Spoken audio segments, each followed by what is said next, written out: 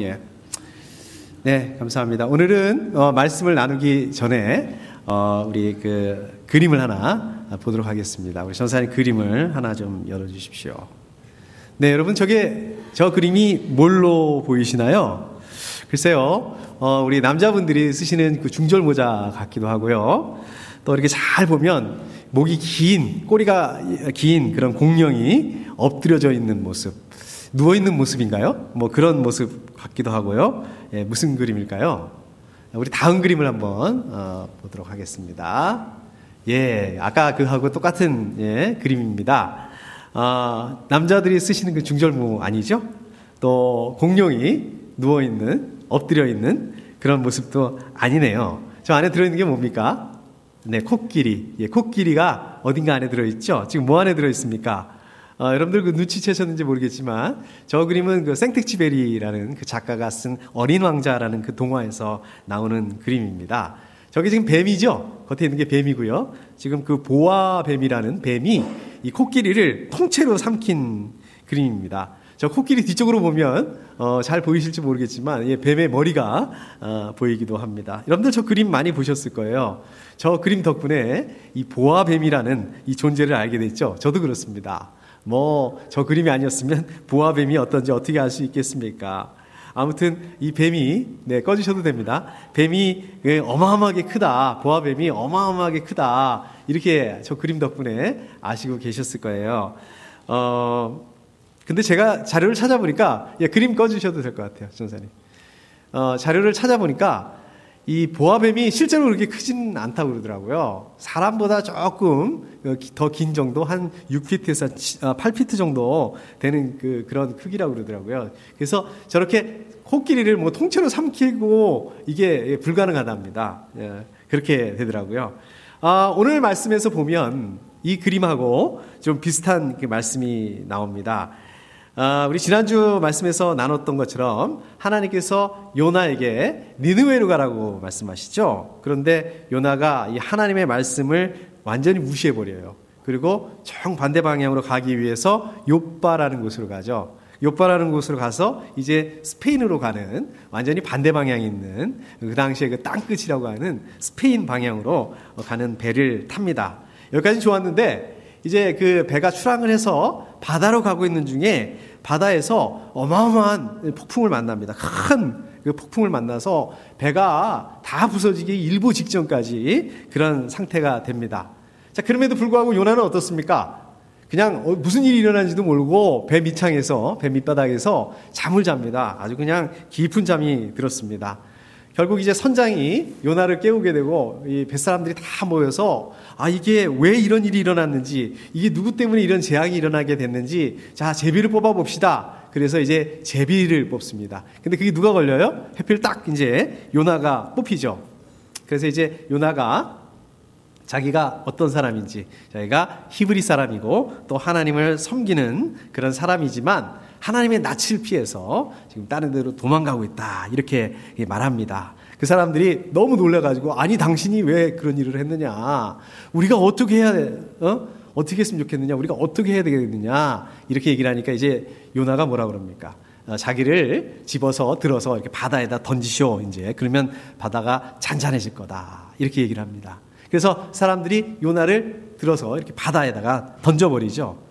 결국 그렇게 되니까 어떻습니까? 바다가 잠잠해졌다, 이 말씀이 나옵니다. 그리고 이제 오늘 말씀으로 연결이 됩니다. 제가 오늘 본문을 1장 끝부분, 그러니까 1장 17절하고 2장 그 앞에 부분을 이렇게 연결을 했는데요. 제가 실수해서 이렇게 한 게 아니라 사실 이 1장 17절 말씀은 1장이라기보다는 2장에 더 가깝습니다. 내용상으로 보면 2장에 더 가깝습니다.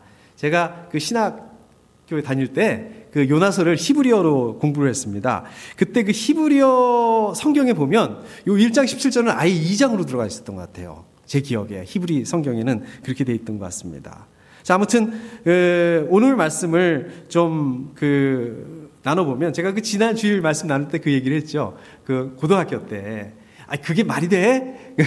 요나 얘기, 그게 말이 돼? 얘기했었던 바로 그 부분이 오늘 말씀입니다. 이제 요나가 3일 동안 물고기 뱃속에 있었던 말씀이죠. 고등학교 때인가요? 우리 그 생물 선생님이 그런 얘기를 하시더라고요. 이 고래는 등치는 크지만 이 목구멍이 작대요. 그래서 고래는 새우만 먹잖아요. 그래서 이 사람을 삼킬 수가 없다. 이런 말씀하신 얘기를 들은 적이 있습니다. 그 말의 의도는 뭐냐면 이렇게 그 요나가 물고기 속에 이렇게 물고기가 요나를 통째로 삼켜가지고 그걸 3일 동안 이렇게 있을 수 있다는 게 말이 안 된다. 근데 이런 요지로 얘기를 하시면서 이제 그렇게 얘기했던 걸로 이제 기억이 납니다. 실제로요, 여러분들 아시죠? 70인역 그 성경을 영어로 번역한, 제가 그 번역 이름을 잊어버렸는데, 번역본을 보면 거기에는 고래라고 번역하고 있습니다. 그런데 우리 그 새번역 성경에는 고래라고 얘기하고 있지 않고 그냥 큰 물고기라고 이렇게 말씀하고 있죠. 제가 자료를 좀 찾아봤어요. 궁금해서 자료를 좀 찾아봤는데 이 물고기가 무슨 물고기일까? 일단 고래일 가능성은 좀 낮다. 크지 않다. 고래는 아닐 것이다. 이렇게 얘기를 합니다. 이게 왜 그러냐면 지금 그 요나가 빠진 바다가 어디냐면요. 어디죠? 잘 아시다시피 지중해입니다. 근데 지중해는 고래가 많지가 않대요. 일단 지중해는 고래가 거의 없다고 합니다. 그 다음에 또 하나는 아까 제가 그 고등학교 때 우리 생물 선생님 말씀처럼 이 고래는 몸집은 굉장히 큰데 목구멍이 작대요. 그래서 사람을 삼킬 수 있는 그 정도의 크기가 아니라고 그럽니다. 그래서 고래는 아닐 것이다. 자, 그럼 이게 무슨 고기일까요? 이게 참 궁금하잖아요. 그래서 또 이렇게 자료를 찾아보니까 많은 학자들이 아마 이게 큰 상어였을 것이다. 이렇게, 이게 주를, 이루고 있더라고요. 근데 이제 그 상어가 어느 정도 크냐면 좀 이렇게 지중해에 큰 상어들이 많이 있다고 합니다. 한 32피트에서 23피트에서 한 26피트, 미터로 하면 한 7, 8미터 이 정도 된다고 합니다. 근데 백상아리라고 들어보셨죠? 이거는 더 큰데요. 한 36피트? 미터로 하면 한 11미터, 12미터 되는 건데요. 이거는 그 몸집만 큰 게 아니라 실제로 이 잡아먹는 거 굉장히 큰 그 동물을 잡아먹는데요. 바다 거북이라든지 바다 사자라든지 이런 거를 막 통째로 이렇게 삼킬 만큼 입도 크고 목구멍도 크고 실제로 그렇게 잡아먹기도 한다고 합니다. 근데 한번 생각해 보십시오. 이 상어는 어떻습니까? 이빨이 굉장히 날카롭잖아요. 그래서 보통 상어들이 그 먹이를 먹을 때는 어떻게 먹습니까? 이 날카로운 이빨을 가지고 그 이빨을 가지고 먹이를 이렇게 자르거든요. 그 다음에 이제 먹거든요. 이 상어가 그 날카로운 이빨로다가 먹이를 무는 그 힘이 어느 정도 되냐면 몇 톤 이 정도의 무게래요. 그러니까 지금 이 사람이 물리면 그 살아남을 수 있겠습니까? 이게 진짜 상어라고 한다면 만약에 요나가 이게 진짜 큰 물고기가 상어라고 한다면 이게 요나를 물었으면 요나가 이거 살아남을 수 있겠습니까? 근데 이제 어떻게 이제 운 좋게 그 이빨과 이빨 사이에 이빨한테 안 물렸다. 그 상어 이빨을 피했다. 이렇게 생각을 해 보시자고요. 그러면 이제 상어가 그걸 삼키면 이 요나가 어디로 갔겠습니까? 그 상어의 위장으로 갔겠죠. 그럼 위장으로 가면 그 안에 뭐가 나오겠습니까? 이 위액이 나올 거란 말이에요. 위산이 나올 거란 말입니다. 근데 이 위산이 아주 강력한 산이거든요. 제가 그 대학 다닐 때 그 실험실에서 실험을 했는데 그 실수로다가 염산을 이렇게 다루다가 실수로다가 이렇게 한 방울 정도 떨어뜨렸어요. 그게 이제 그 그러니까 옷 위에다 실험 가운을 입고서 이렇게 하는데 한 방울 떨어졌는데 진짜 빵꾸가 뻥 나더라고요. 아주 강한 산입니다. 이게 염산이라는 게. 그 위산이 이렇게 굉장히 강하거든요. 이런 강한 산이 그 위액으로 이렇게 그 위장에 이렇게 나오는데, 아니, 그거를 그 안에서 어떻게 살아남을 수 있을까? 또, 그 위장에는 어떻습니까? 위는 어떨까요? 이 공기가 없습니다. 이 산소가 부족합니다. 그러니까 숨을 쉴 수가 없단 말입니다. 그것도 3일씩이나. 물론 3일이라는 게 24시간 곱하기 3, 정확하게 3일이라기보다는 우리도 그러지 않습니까? 실제로 예수님의 그 죽으신 지 3일도 24시간, 앞으로 조금 몇 시간, 뒤로 몇 시간, 이래도 하여튼 3일이라고 얘기를 한다 하더라도 이게 굉장히 긴 시간이에요. 이게, 사람이 숨을 안 쉬고 버틸 수 있는 게 어느 정도 될 수 있을 것 같아요. 기네스북에 올라와 있는 전 세계에서 가장 오랫동안 숨을 참았던 경우가 22분 30초래요. 사실 이것도 대단한데, 이건 뭐 3일에 비하면은, 예, 공기가 없는 데서 3일을 버틴다.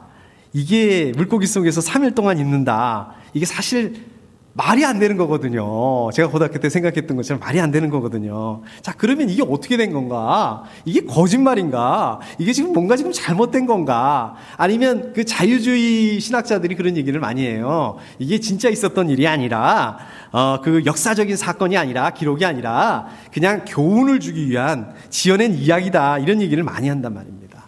여러분들은 어떻게 생각하세요? 여러분들은 어떻게 생각하세요? 이 오늘 말씀에 대해서 어떻게 생각하십니까? 제가 지금 말씀드린 이 논리를 따라서 논리대로 이렇게 따라가 보면 이게 지금 말이 안 됩니다. 요나가 3일 동안 있었다는 것은 물고기 속에서 3일 동안 있었다는 것은 말이 안 되는 얘기입니다. 자, 그런데요. 요거를 조금 다르게 보면 어떨까요? 다른 면에서 한번 보시자고요. 지난주에도 제가 말씀드렸듯이 이 오늘 요 사건을 예를 드신 분이 계세요. 누가 예를 들으셨습니까? 요거를 예수님께서 이거를 예를 들어서 말씀하시는 게 있습니다. 그게 어디 나옵니까? 마태복음 12장 40절에 보면 이 말씀이 예수님께서 이렇게 말씀하세요. 제가 한번 읽어보겠습니다. 요나가 사흘 낮과 사흘 밤 동안을 큰 물고기 뱃속에 있었던 것 같이 인자도 사흘 낮과 사흘 밤 동안을 땅 속에 있을 것이다. 이렇게 말씀하세요. 이게 무슨 말씀이실까요? 예수님께서 지금 하시는 말씀인데 예수님께서 지금 죽으셨다가 3일 동안 죽으셨다가 3일 만에 부활하실 것이다 이 말씀하시고 있으신 거예요.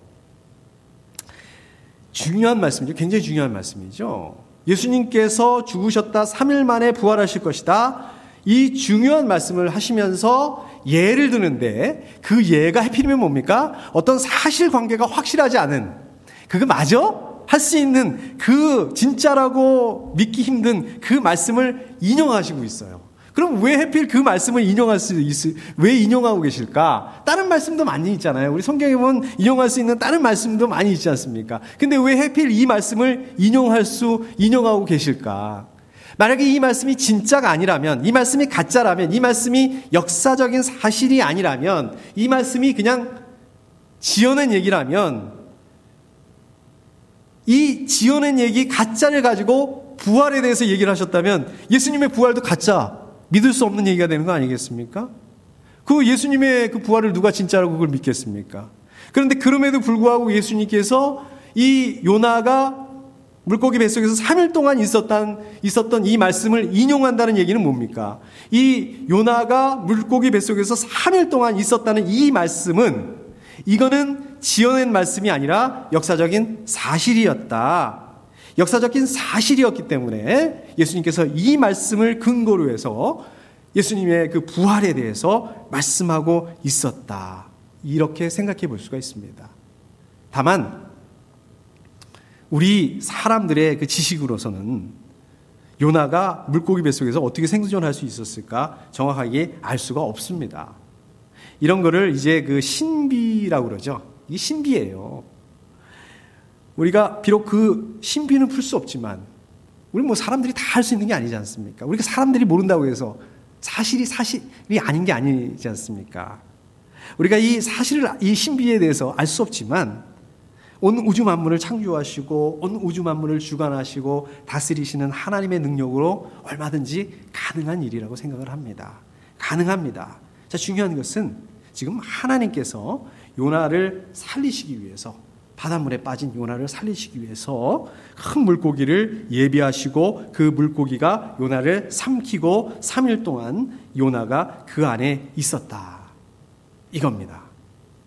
그러니까 이거는 그야말로 하나님의 역사가 아니면은 설명이 불가능한 우리 사람들의 그 지식이나 우리 사람들의 그 상식으로서는 도저히 그 이해 자체가 불가능한, 설명 자체가 불가능한 이것은 결국은 하나님께서 역사하신 이야기다. 궁극적으로 하나님께서 요나를 지키시고 보호하시기 위해서 물고기를 보내고 그 요나를 살리셨다. 이 말씀입니다. 결국 이 말씀을 통해서 하나님께서 하나님의 백성들뿐만 아니라 저와 여러분들 어떻습니까? 어떤 그 위기에 처하게 되든 간에 하나님의 그 능력으로 은혜를 베풀어 주신다는 이 사실을 우리가 기억해야 된다는 얘기입니다. 여러분들 어떻습니까? 여러분들 누구입니까? 하나님 믿는 하나님의 자녀예요. 여러분들 하나님의 말씀대로 살아가세요. 그런데 어떻습니까? 우리도 어려운 상황을 만나요. 위기 상황을 만나기도 합니다. 때로는 아주 힘든 그런 상황 가운데 있을 수도 있습니다. 그런데 그럼에도 불구하고 이 어떠한 위기 상황 가운데서도 마치 요나가 바닷물에 빠져서 이제 죽기만을 기다릴 수밖에 없는 그런 상황 가운데 난다 하더라도 그 위기 상황 가운데서도 하나님은 우리와 함께 하시고 그 하나님의 사랑과 하나님의 그 보호하심이 그 안에 있다는 말씀입니다. 우리가 아무리 어려운 그 위기 상황 가운데 있다 한다 하더라도 마치 우리가 죽음 앞에 있다 할지라도 하나님의 보호하심으로부터 그 위기 상황이 우리를 떼어놓을 수 없다라는 이 말씀입니다. 자, 그렇기 때문에 저 여러분들은 어떻습니까? 힘든 상황 가운데 있을 수 있습니다. 어떤 절망 가운데, 절망적인 그런 상황 가운데에서도 우리가 오늘 이 말씀을 통해서 이 하나님이 함께 하신다는 이것을, 이 사실을 기억하셔야 돼요. 어떠한 그 절망적인 상황 가운데서도 우리가 소망을 잃지 말아야 됩니다. 우리가 소망을 잃지 말아야 되는 그 이유는 하나님께서 함께 하시기 때문에 그 하나님으로 인해서 저 여러분들이 언제 어디서든지 어떤 상황 가운데든지 우리가 하나님과 함께 하시기 때문에 우리가 하나님께 감사할 수 있어야 된다. 오히려 찬양할 수 있어야 된다. 오늘 이 말씀을 통해서 그것을 기억하실 수 있어야 됩니다. 자, 그리고 또 한 가지 이 말씀을 통해서 저 여러분들이 기억해야 될 것은 이겁니다. 하나님께서 여러분들에게 주신 사명이 있습니다. 제가 그냥 사명하니까 그냥 전도, 선교사로 나가는 거, 물론 이렇게 거창한 것들을 생각하는 경우들이 많습니다. 물론 그것들도 맞습니다. 포함됩니다. 자, 이런 사명들을 포함해서 여러분들에게 주신 하루하루의 그 삶, 그렇죠? 이 삶, 이것도 사명이거든요. 하나님께서 저 여러분들에게 맡겨주신 이 사명, 이 삶을 감당할 수 있도록 우리가 이것들을 감당할 때까지 하나님 어떠신다고요? 저 여러분들을 포기하지 않으신다는 거예요.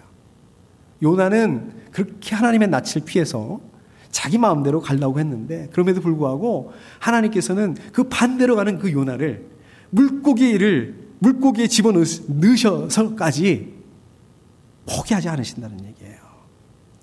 사실 생각을 해보면 저들이 이렇게 살아있다는 거, 저들이 이렇게 숨쉬고 있다는 거, 이 자체가 우리는 얼마나 중요한 일인데 이게 중요하다는 생각을 잃어버리고 사는 경우가 많습니다. 그렇지 않아요? 숨쉬는 게 이렇게 중요하다고 생각하지 않지 않습니까? 우리가 살아있다는 게 중요하다고 생각하지 않는 경우가 많지 않습니까? 근데 이거 굉장히 중요한 거거든요. 가만히 생각을 해보십시오. 사실 여러분들이 이렇게 존재한다는 그 자체가 무슨 뜻입니까? 우리 빨리 그냥 하나님 나라에 가면은 되는 거 아닌가. 근데 그럼에도 불구하고 저 여러분들이 이렇게 존재한다는 자체가 어떤 뜻입니까? 하나님께서 우리 가운데 맡겨주신 그 사명이 있다. 우리 가운데 맡겨주신 그 삶을 우리가 아직 마치지 않았다. 이것을 잘 감당해야 된다는 그런 의미이기도 한 것입니다. 앞으로도 저와 여러분들이 하나님께서 그 맡겨주실 그 삶과 사명을 감당하기 위해서 또 하나님께서 앞으로도 우리를 보호해 주시고 우리를 인도해 주시고 우리를 지켜주시고 함께 하실 것이라는 그런 의미이기도 한다는 것입니다. 자, 그렇기 때문에 여러분들의 그 삶이, 여러분들의 그 사명이, 우리의 그 눈이 상황에 있어서는 안 된다는 거예요. 상황이 여러분들, 우리 교회를 주관하는 것이 아니라 하나님께서 우리를 주관하신다는 것을 잊어서는 안 됩니다. 하나님께서 여러분들에게 맡겨주신 이 삶과 사명을 다하기까지 늘 그 하나님의 그 능력의 팔로 우리를 보호해 주시고 우리와 함께 하신다는 것을 기억하셔야 됩니다. 그렇기 때문에 여러분들 어려운 상황을 만날 수 있습니다. 힘든 상황을 만난다 하더라도 우리가 우리의 그 맡겨주신 사명, 삶을 감당할 때까지 여러분들 어떻습니까? 하나님께서 요나처럼 철저하게 지켜주실 것이다. 우리가 안전한 상황을 또 아주 좋은 상황을 있는다고만 해서 안전한 건 아니거든요. 주변 상황들 때문에 결정되는 게 아니라는 것입니다. 오직 누가 결정하십니까? 하나님이 결정하세요. 하나님 어떤 분이십니까? 생사화복을, 우리의 생사화복을 주관하시고 또 우리의 삶이 하나님께 달려있다는 것을 저희분들이 인정하고 고백하고 또 저 여러분들에게 또 우리 생명생교회에게 하나님께서 맡겨주신 그 삶과 사명 이것들을 완수할 때까지 또 하나님께서 저 여러분들 우리 생명생교회를 보호해 주신다는 그런 믿음을 가지셔야 됩니다. 이것을 붙잡으실 수 있기를 또 그래서 그러한 사명을 감당하실 수 있기를 축복합니다. 우리 계속해서 그 다음에 보면 2장 1절에 보면 요나가 물고기 뱃속에서 주 하나님께 기도드리며 이렇게 말씀하고 있습니다. 요나가 물고기 속에서 뭘 했다고 말씀하고 있습니까? 하나님께 기도드렸다 이렇게 말씀하고 있습니다. 자, 무슨 기도 드렸을까요? 이 기도의 내용이 이제 그 2절부터 9절까지 말씀입니다. 2장 2절부터 9절까지가 이제 요나가 하나님께 기도했던 그 내용입니다. 이 내용을 통해서 보면 요나가 이제 그 바다에 빠져서 죽을 수밖에 없는 그런 상황이 됩니다. 그러나 이 물고기를 통해서 목숨을 구할 수 있었던 것에 대해서 하나님께 감사 기도를 드리고 있는 거죠. 저희가 그 다 같이 읽지는 못했지만 일단 2절부터 6절 상반절까지 그 다음에 6절 상반절부터 9절까지 이렇게 두 부분으로 나눠볼 수 있을 것 같아요. 그러니까 2절부터 6절 상반절까지는 아직 물속에 들어가기 전인 것 같습니다. 내용을 보니까 그 바다에 빠져서 물고기 뱃속에 들어가기 전에 바다에 빠져서 정말 그 죽음 앞에서 바다에 빠져서 헤매면서 하나님께 간구했던 그런 기도. 또 6절 하반절부터 9절까지는 물고기 뱃속에서 드렸던 기도. 이렇게 나눠볼 수 있습니다. 아니면 그냥 2절부터 9절까지 전부 다를 그냥 그 물고기 뱃속에서 드렸던 기도라고 볼 수 있을 것 같아요. 여러분들 그러면 이 물고기 뱃속이 어땠을까요? 물고기 뱃속이 어떤 환경이었을까요? 제가 그림을 하나 본 적이 있는데 저런 모양이더라고요. 어떠세요? 저 그림 보니까 어떻습니까? 어떻게 느껴지십니까? 저 그림 보면 좀 그래도 괜찮아 보이는 것 같아요. 요나가 굉장히 평안해 보이기도 하고 물고기 뱃속이긴 한데 그림상 보니까 무슨 기도실에서 기도하는 것 같기도 하고 그런 것 같습니다. 물고기 뱃속이 진짜 저런 환경이었을까요? 네, 그림 내려주시고요. 우선 아까도 말씀드렸듯이 그림 꺼주세요. 아까도 말씀드렸듯이 물고기 그 위장 속에 있으니까 거기는 위액이 막 쏟아져 나오고 있었을 거예요. 바닥에는 막 위액 때문에 저렇게 이렇게 앉아있기가 힘들 정도였을 것 같아요. 바닥에는 그 물고기가 그 마신 그 바닷물이 막 흥건했을 것 같습니다. 또 주변에는 이 물고기가 다른 물고기를 이렇게 잡아먹어가지고 그런 그 사체들이 막 널려있고 또 얘네들이 지금 소화액하고 섞여가지고 소화되고 있으니까 냄새가 얼마나 지독하게 났겠습니까? 막 그 역겨운 냄새 때문에 정말 이게 사는 게 이게 진짜 사는 게 아까 오면서 우리 권사님하고 얘기 잠깐 나눴지만 이게 사는 게 아니었을 그런 환경이었을 것 같아요. 차라리 죽는 게 낫지. 저럴 바에는. 그건 아니지만 아무튼 또 물고기가 얼마나 컸는지 모르겠지만은 지금 저렇게 아주 그냥 이렇게 무슨 큰 방 안에 있는 것처럼 이렇게 편안하게 앉아 있을 수 없었을 것 같아요. 그래도 이거 위장인데 위 안에 있는 건데 이게 지금 제대로 움직일 수 없는 제대로 이렇게 앉고 서고 이게 안 됐을 것 같아요. 그냥 겨우 몸을 조금밖에 못 움직일 수밖에 없는 그런. 그 다음에 또 이렇게 빛이 없으니까 아주 그 칠흑 같은 그런 어두움, 마치 그 무덤과 같은 그러한 그 비참한. 산소가 부족해가지고 그냥 숨도 겨우겨우 쉴 수밖에 없는. 어떻게 보면은 살아있다는 게 더 비참한.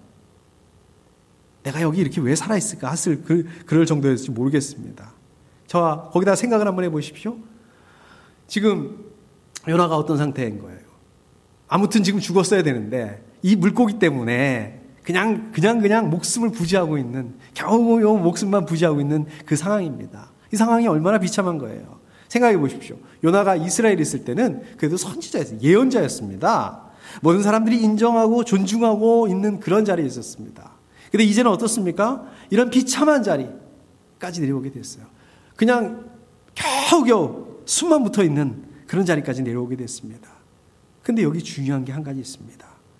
요나가 하나님의 말씀을 거절하고 거부하다가 이제 하나님께 다시 기도할 수 있게 된 그 자리가 어디냐? 그것이 바로 물고기 뱃속. 그것이 바로 비참한 자리. 숨만 겨우 쉴 수 있는 그런 자리였다는 것입니다. 요나에게 비참함이 이렇게 낮고 절망적인 자리까지 내려갔다는 그 자체가 다른 면에서 보면 이제 요나가 다시 기도할 수 있는 그 출발점이 됐다는 것입니다. 중요한 게 또 한 가지 있죠? 중요한 것은 요나의 기도를 하나님께서 들으셨다는 거예요. 요나가 그 비참하고 그 처절한 자리에서 부르짖는 그 기도를 하나님께서 들으셨다는 것입니다. 그러니까 여러분들 이 말씀을 통해서 저와 여러분들이 생각해 봐야 될 것이 있습니다. 그게 뭡니까? 중요한 거는 저 여러분들이 어디 있느냐는 게 아니에요. 저 여러분들이 뭐 화려하고 남들이 다 부러워하는 그런 자리에 있느냐, 요나처럼 하나님의 선지자로 또 예언자로 존경받고 존중받고 그런 자리냐, 아니면 물고기 뱃속이냐, 좌절하고 절망스럽고 수치스럽고 숨만 겨우 그런 쉴 수밖에 없는 그런 자리냐. 근데 이게 중요한 게 아니라 이거보다 더 중요한 게 있다는 거예요. 이게 뭐가 거기서 뭘 하느냐, 거기서 무엇을 하고 있느냐, 거기서 어떤 삶을 살고 있느냐, 거기서 하나님 앞에 어떤 자세로 갖고 있느냐, 이게 더 중요하다는 것입니다. 반대로 저 여러분들이 복되고 편안하고 은혜로운 자리에 있다 한다 하더라도 오늘 말씀에 요나처럼 하나님 말씀에 불순종하고 내 주장하고 내 생각은 내 뜻대로, 그렇다면 그 좋은 자리를 오히려 저주스럽게 만들 수 있다는 거예요. 우리 성경에 보면 그런 인물들이 많이 나오죠. 아담과 하와 어디 있었습니까? 에덴 동산에 있었어요. 하나님과 함께 있었습니다. 그러나 아담과 하와가 하나님의 말씀에 순종하지 않을 때 어떤 일이 발생합니까? 세상에 죽음이 들어오기 시작하고 저주가 들어오기 시작합니다. 반대의 경우도 있죠. 형들한테 팔려가요. 이집트의 노예로 팔려가요. 요셉이. 또 그 노예로 팔려갔는데 거기서 괜히 또 하나님 말씀대로 살아보겠다고 하다가 오해받고 감옥까지 가게 됩니다. 이건 더 내려가려고 해도 더 내려갈 수 없는 그런 비참한 자리까지 갔던 요셉입니다. 또 우리 바빌로니아에 포로로 잡혀갔던 누가 있습니까? 다니엘과 세 친구들. 어떤 상태일까요? 거기가 어떤 자리예요? 전쟁 포로예요. 노예예요. 노예의 자리예요. 그런데 거기서 어떤 일을 합니까? 어떤 일이 일어납니까? 하나님의 놀라운 능력을 경험하고 하나님의 은혜 가운데 있게 됩니다. 요나는 하나님의 예언자, 선지자로 하나님의 말씀에 순종하고 하나님의 말씀대로 살아야 되는 그러한 사람이었습니다. 근데 그렇게 살았습니까? 그렇게 살지 않았습니다. 요나는 그렇게 하지 않았어요. 자기 생각, 자기 주장, 자기 고집, 이거로 하나님의 말씀을 거부했습니다. 거절했습니다. 자기 뜻대로 하나님의 낯을 피해서 도망갔습니다. 요나의 계획대로 막 일이 착착 진행되는 것처럼 보였습니다. 배도 막 가만히 있는데 와요. 그리고 배에 타서 배 밑창에서 잠을 잡니다. 그런데 하나님께서 이러한 요나를 그냥 내버려 두지 않으세요. 이런 요나를 어떻게 하십니까? 불러내세요. 어디로 불러내십니까? 물고기 뱃속으로 불러내세요. 물고기 뱃속에서 어떻습니까? 물고기 뱃속에서는 어떻습니까? 요나가 자기 의지대로, 자기 능력으로, 자기 생각대로, 자기 뜻대로 할 수 있는 게 하나도 없어요. 아무것도 없습니다. 이 물고기 뱃속은. 여기는 물고기 뱃속은 어떻습니까? 여기는 무기력할 수밖에 없는 곳이에요. 하나님만 바라볼 수밖에 없는 곳입니다. 하나님께 기도 말고는 할 수 있는 게 없어요. 하나님께서 요나를 그런 상황으로 몰아넣으셨다는 거예요. 그렇게 되니까 요나가 어떻게 합니까? 기도합니다. 요나가 하나님 앞에 기도할 수밖에 없었다. 이거는 뭡니까? 하나님의 계획이고 하나님의 은혜였다. 하나님께서는 우리 사람들을 하나님께로 나올 수밖에 없는 그런 상황들을 만들어주시기도 하는 것 같아요. 하는 것 같아요가 아니라 그렇게 하십니다. 요나가 물고기 뱃속에서 아무것도 할 수 없었던 것처럼 그런 상황을 만드시기도 합니다. 우리 입장에서 어떻습니까? 얼마나 답답합니까? 이게 얼마나 원망스럽습니까? 근데 하나님 입장에서 보면 어떻습니까?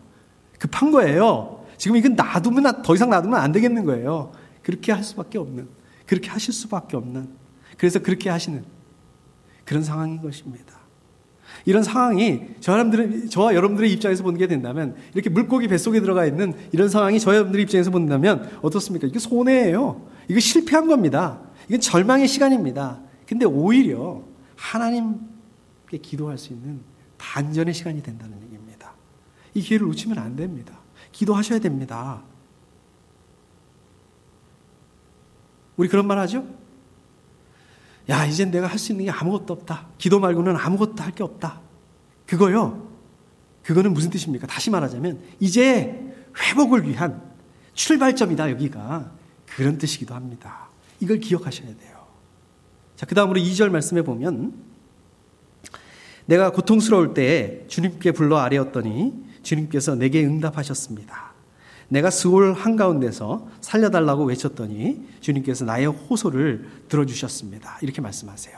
여기서부터 9절까지가 아까 말씀드린 것처럼 요나의 그 기도문인데, 이게 시간이 없어서 다 볼 수 없는 게 아쉽습니다. 자, 여기서 보면 이렇게 얘기를 하죠. 내가 고통스러울 때, 이렇게 얘기를 합니다. 자, 어떤 고통이었을까요? 이 고통이 이 두 가지였던 것 같아요. 먼저는 이제 바다에 던져져서 바다에 빠지게 돼서 어땠어요? 바다에 빠지면 어떻게 됐을까요? 뭐 죽음이죠. 죽음의 문턱까지 가는 그러한 고통을 겪었을 거예요. 그 다음에 모르겠어요. 저는 이렇게 바닷물에 빠진다든지 죽음의 문턱까지 간 적은 사실 없었습니다. 그래서 정확히 뭔지는 모르겠지만 이게 얼마나 고통스러웠을까요? 자, 두 번째로 그 물고기 뱃속에 있었던, 아까도 말씀드렸잖아요. 이런 극심한 그런 고통, 이 두 고통 가운데서 이제 하나님께 간구했을 것입니다. 그 다음에 보니까 내가 스올 한가운데서 이렇게 얘기하고 있습니다. 스올이 무슨 뜻입니까? 이게 구약에 보면 스올이 무덤이라는 뜻이에요. 죽음이라는 뜻입니다.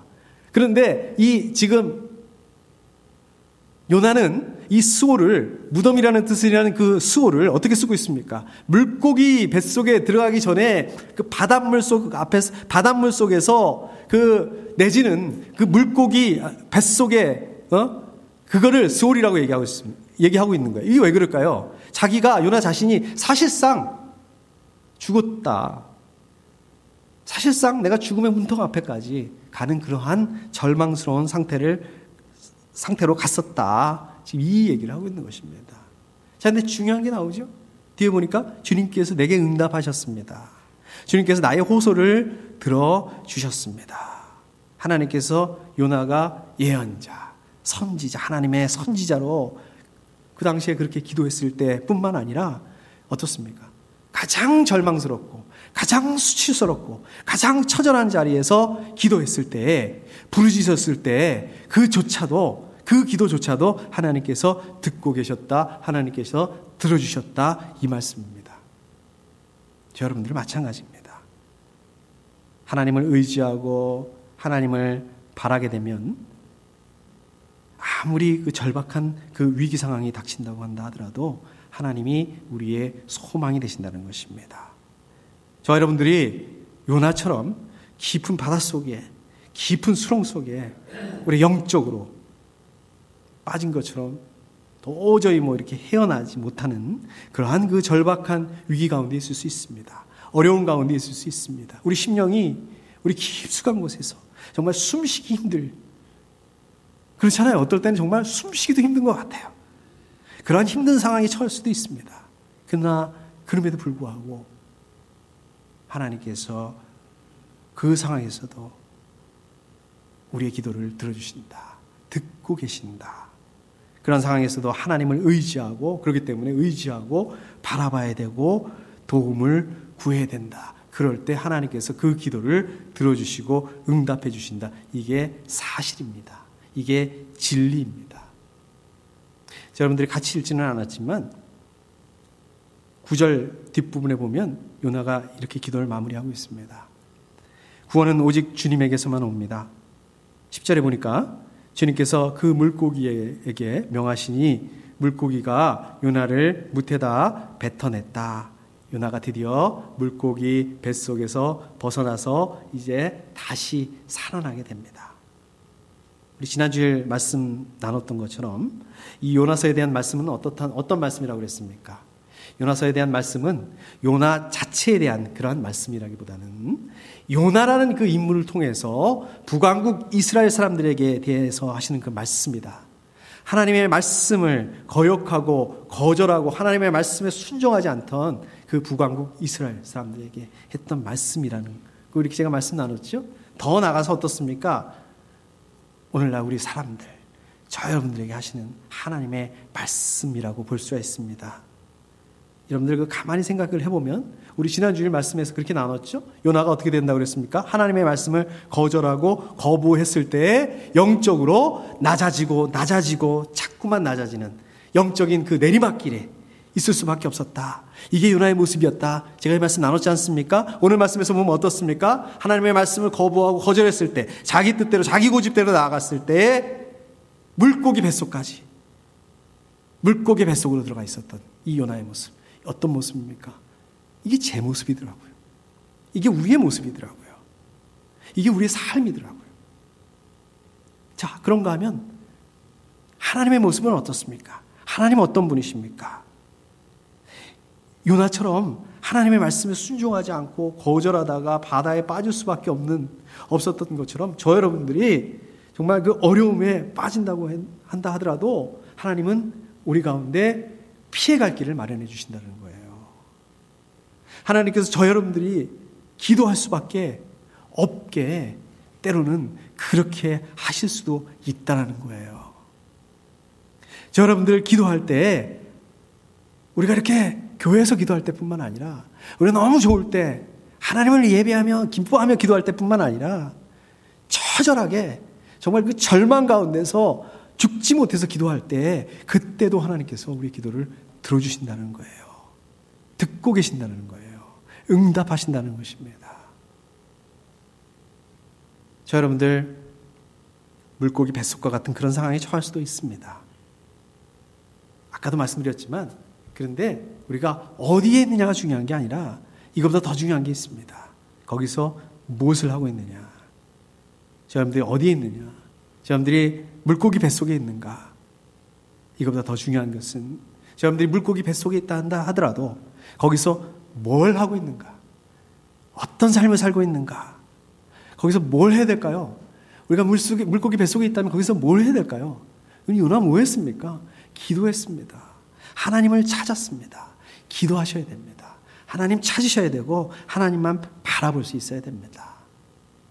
이번 한 주간 또 시작이 됐는데 이번 한 주간 하나님 바라보고 하나님만 기도하고 하나님께만 기도하고 하나님만 바라볼 수 있는 그런 한 주간 되실 수 있기를 축복합니다. 함께 기도하겠습니다.